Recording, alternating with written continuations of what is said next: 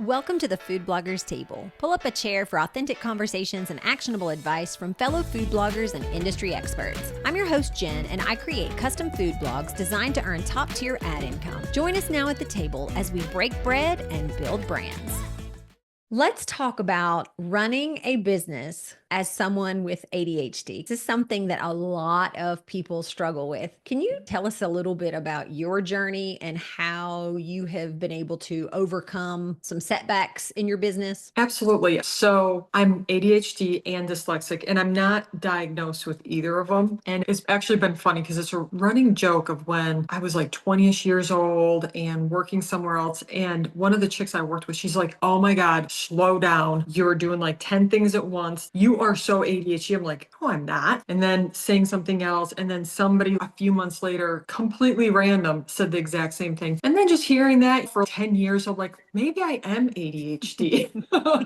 And then doing the tests online is, oh, okay, yeah. So how do we work with this? Because I don't really do medication, anything like that. And I don't feel like I'm at that level, but my brain definitely goes a million miles an hour for, especially like with business or cooking. And I think that's why I actually do really well with cooking big meals, because my husband said he's going to video this one year of me cooking Thanksgiving. And I don't think about it because you just get in the role of doing it. But you literally have all 6 burners on your stove going, 3 ovens going, you're making stuff on the counter, and somehow your brain just works with it. And it's just finding that flow. So it's the same thing with work, is finding the flow, finding really good people to work with that you enjoy working with, because, and especially if there's any kind of hiccups there or anything like that, I feel like for a lot of people with ADHD, that's just going to put that in your brain. Oh, I don't want to talk to him. I don't want to do this. I just rather do it myself. And your brain's just coming up with every single excuse. So having a really good team that you can rely on, and everybody in the team is really important. But the most important part for me is having somebody manage the team. Because Okay. I am so all over the board. I need to be managed. I know that. I realize that. And even she still gets mad at me. "I told you, you need to do this today." And I'm like, "Oh, I got distracted. I decided to make this instead." Yes. So having somebody that is going to hold you accountable, having somebody help the team putting together the projects and that portion of it, that has been a huge lifesaver for me, because I do get distracted. I have my list every single day, and on my phone, if you look at my Google Calendar, I'll have 50 things on the calendar in one day, which a lot of people may overwhelm, but for me, it just feels, okay, this popped up. I need to do this. There's my reminder, and I need to make this, and I need to call this person. So having all of those reminders, and my week is scheduled out, like normally about a month to 2 months in advance. Okay. So the only time that will really change is we just had a bad ice storm here. So I had 3 brand shoots. I'm waiting for product to come in, all delayed, came in one single day, and they were due 2 days later. Oh, So those days, obviously, everything on that schedule was canceled. Me working out, walking the dog, everything is canceled. We're going to get this done. But otherwise, I'm really strict. And I feel like that's really important to make sure that I do stay on track with everything. And having somebody hold you accountable for the different things that you need to do. I am going to head to a food bloggers retreat, which I'm so excited for, to meet a couple of foodies I've never met in person in the end of March. And I'm meeting with a coach that is going to help me communicate with my team better, and really my right-hand girl, because there are still things that get lost in translation. "No, this is what I meant." She's like, "That's not what you said." So helping, really teaching me how to communicate better, because even with being dyslexic, I talk backwards, I write backwards, I do things backwards. So trying to navigate those 2 things can sometimes be a little bit tricky. I could see that. And I think the accountability makes a lot of sense. I think everyone should have an accountability partner in every aspect of their lives, but especially as business owners, and especially if you don't have a team yet, even if it's somebody that's what I've called before a running buddy that's coming alongside you and they're doing the same thing. Maybe they're in a different niche, or maybe they're in the same niche as you, but just somebody that gets your world and that understands, because the average person doesn't understand the online space and what it is to run an online business. And so if you have that accountability, for one thing, it just holds your feet to the fire when you just flat out don't want to do something. And being our own bosses, I think that's one of the hardest things for most people, is being your own boss. For sure. It can be really tricky. And yes, having some kind of accountability. It doesn't matter who it is, but somebody that can help you out. And even, yeah, having somebody in the same space. Most content creators, we're talking to other content creators. You just build a bond, you're building relationships. So having somebody that you can go and talk to. My husband is really, he's been a lifesaver for me, especially in this past year where I was burning out pretty hard working like 14-hour days for Wow. 6 months. It was always something. So it Hmm. was like, my numbers are down. I need to get my numbers up and I need to do this. And I have a list like this. So I need to get all this done. He's like, you don't have to do anything. You're a grown ass woman. You can do whatever you want to do. You don't have to do all this stuff. Why do we So have to have those reality checks? yeah, But it's so true. it's crazy. It's just, oh, yeah, I guess I am. So it's just, yeah, what do you want to do? And so it was a year ago, last December, I really burned out, like really bad. My numbers were down. Things just were not, overall, I'm always steadily growing on social Hmm. media and stuff like that. And just realizing, okay, I really don't need to work this many hours. Right. I'm just doing it to myself. Mhm. So dialing it back, sitting down with my content manager, media manager, my everything. I'm just going to call her that from here on out.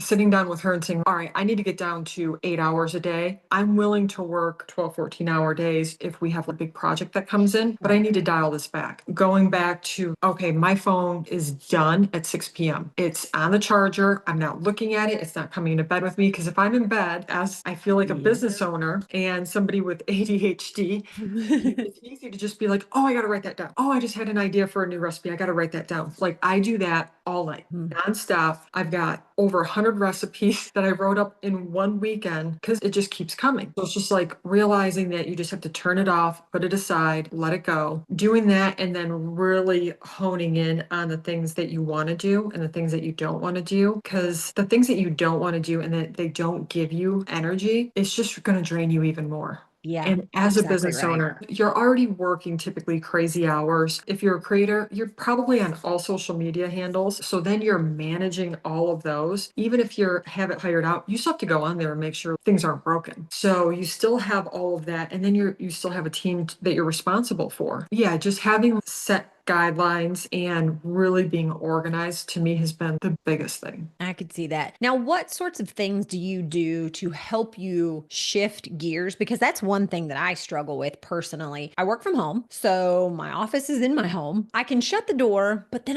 when I walk by the room, if the computer or the laptop is open, I'm just going to check one thing. I look up, it's been 3 hours. So, do you have some super specific things that you do to shift gears, or are there things that help you decompress a little bit? A few different things that I've learned over the years. So I film with artificial lighting. Okay. So that's what I have on right now, just because my house is fairly dark, which I built it that way because I want to be able to film morning through night. And so when I'm like, okay, I'm not going to work on Thursday or Friday, whatever, I unplug the lights and I put them up because they're a pain in the ass to pull out.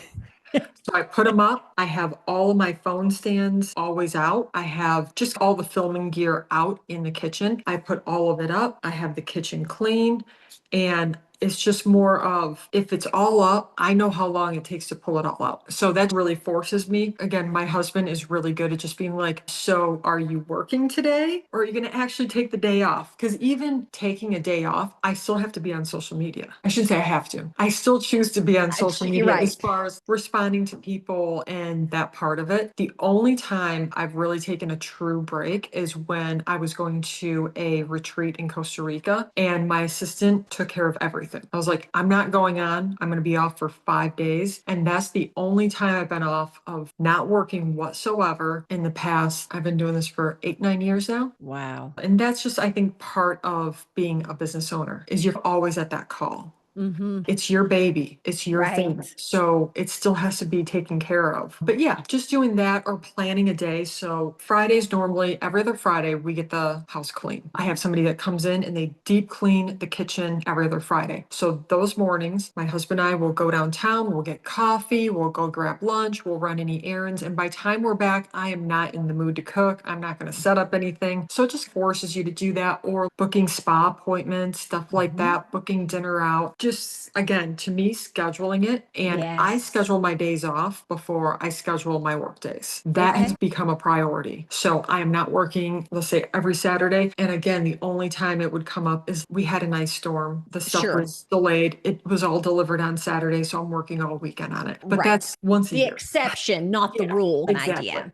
Yeah. That makes a lot of sense because to me, if I don't schedule things in, they're not going to happen. And Mhm. that doesn't mean that my intentions aren't great. And put it this way, I don't think that my calendar always reflects my priorities. And so for me, I have to be really careful and mindful to, like you said, build in the things that are the non negotiables first, then work around that. Because isn't that flexibility and that freedom what so many of us left a different job to have? It's, I will leave my 40-hour a week job so I can work 193 hours a week. And it's, what is happening here? And get paid a third less. Yes, get paid negative $6 an hour. It's like, wait a minute, we need to rethink something here. And there's nothing wrong with doing what you love for creative expression. There's nothing wrong with doing it for your reasons, but understanding what those reasons are and building in hard, and I do mean hard boundaries. Mhm. And I'm not talking about in very specific instances, like you said, if you have a big launch of something coming up, it's what we make the rules and then what we allow to be exceptions. But understanding and putting those in first, I appreciate that you said you put those non negotiables in first and then you work your business around it. And I know you mentioned exercising and walking your dog and some of those other things. Do you actually put those in your calendar as well? I do, and those are non-negotiable. So I just rejoined a gym. I was working out at home. So let's say I leave at 11 o'clock. I'm home at 12:45. So between 11 o'clock and 1:30, I'm on do not disturb. That's my time that I'm working out. I'm driving there. I'm driving back. I need to come home, take care of both my dogs, make lunch. So that's the time, and it's non-negotiable. Working out is an absolute must for me, especially for, I feel like a lot of people with ADHD. It really just slows you down, gets that energy out, and it just helps ground you. So that is an absolute must for me 7 days a week. If there's something going on with the dogs, they're always priority one. And vacations, I set those up. Typically, I try to have them all set up before January 1st. So I know what's going on for the entire year. If we pop up and we want to get away for a weekend, it's no big deal. But the big vacations are planned a year in advance. And I've started to also get a little bit more of a hard line. Like, just for an example, we are doing a 2-week trip to Asia in April. So I've set up for every brand that I respond to, I'm not going to be working the entire month of April. I'm going to be doing this. I have one brand shoot that I signed a year ago that's coming up in April. And other than that, I'm not working. So really setting it up first on the calendars, like you said. So you're working from home, you have the lifestyle that you want to have essentially. What do you want that to look like? And then fill it in with work. So in the morning, I do my emails, I do any kind of editing because I'm most productive first thing in the morning. I like to Me get too. all of that set up. And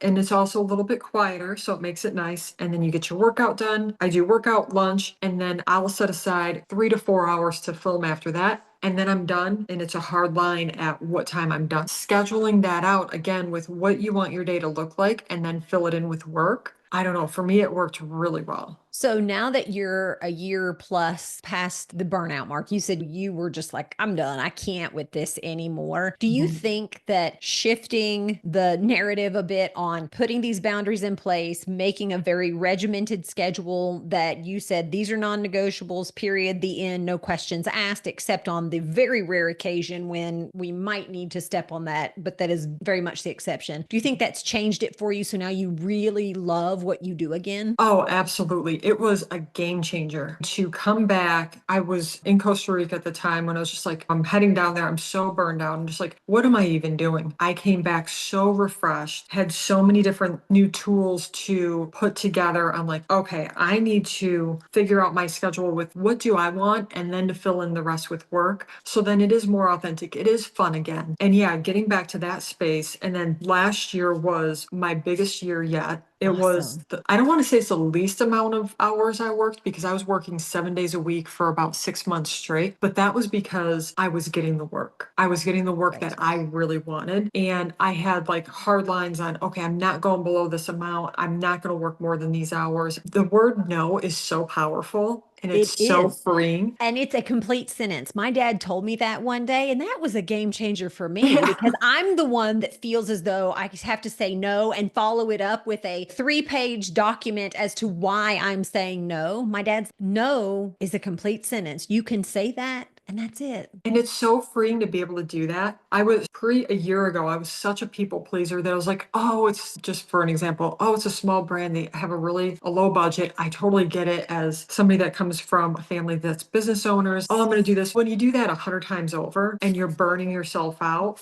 Yeah. and you're not making any money because when it's said and done and you're paying everybody, how do I owe? It was such an eye opener that it was just like, okay, being able to say no, like these were all of my hard lines. And then this year, after last year, it was an amazing year. Ended amazing. But always said at the end of the year, and I'm going to create the next year's goals. Hmm. But I do it by the first of the year. So we're taking off running. Right.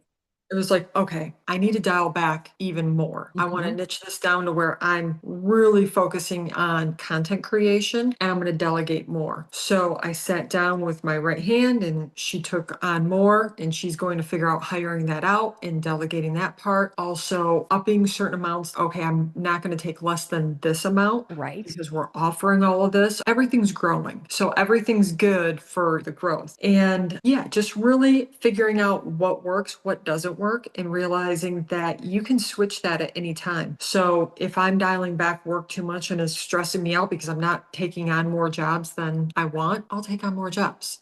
Hmm. But realizing you have all of those choices, it was just, yeah, it was a game changer. Where this last year was just like, holy crap, it was amazing. It was absolutely amazing. Anytime that you put a boundary in place, there's some overlap. So I say, all right, that's it. I'm only taking 2 projects a month, or I'm only whatever it may look like for you. And you put that boundary in place. The problem is you've already made promises for so long to certain people. And like you said, you're not taking on any new projects in April, but you made a promise a year ago, signed with a brand, that you're going to do one. So Mhm. sometimes when we put those boundaries in place, we still need to honor what we have said, and it can get really messy for a little while. And that's what I've experienced in my own business, and I feel sure you probably have as well, that for a little bit you're like, okay, I'm honoring my boundary, but also this is a total mess because I still have to Yeah. wrap up all these loose ends. Did you have that kind of going on last year when you finally were like, oh, this is clear, but also I got to clean up what I've got going on over here? Oh, for sure. I'd worked with so many different brands that it was lower budgets, especially because they were newer brands. So a Mhm. lot of those that are just like, you charged this a year ago. I had to raise my rates. I didn't make money then. So I'd really love to make money this year. But you work so much. It was definitely a lot of cleanup as far as like renegotiating. And some brands you just have to cut loose, or some people you just have to cut loose, and it's just not going to work out. And they may just not be on the same wavelength as you, is